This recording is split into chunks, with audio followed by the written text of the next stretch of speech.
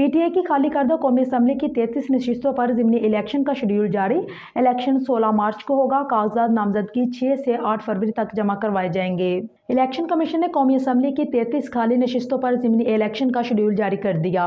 Election commission की जानिब से जारी शेड्यूल के मुताबिक कौमी असम्बली की 33 खाली नशिस्तों पर ज़िमनी इलेक्शन 16 मार्च को होगा, जिसके लिए कागजात नामजदगी 6 से 8 फरवरी तक जमा करवाए जाएंगे।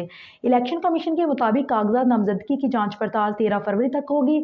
इलेक्शन कमीशन ने NH 4, 17, 18, 25, 26, 32, 38, 43, 52, 53, 54, 57, 59, 60, 62, 63, 67, 97, 126, 130, 155, 156, 191, 241, 242, 243, 244, 247, 250, 252, 254, 256 और 265 पर इलेक्शन का शेड्यूल जारी किया है। वाज़ेह रहे कि कौमी असम्बली से तहरीक इंसाफ के अरकान ने इस्तीफे दे दिए हैं, जिसे स्पीकर की जानिब से मंजूर भी कर लिया गया है। कौमी असम्बली में पीटीआई के इस वक्त सिर्फ 2 मेंबरान कौमी असम्बली में हैं, जिनके इस्तीफा छुट्टी की दरख्वास्त की वजह से मंजूर नहीं किए गए।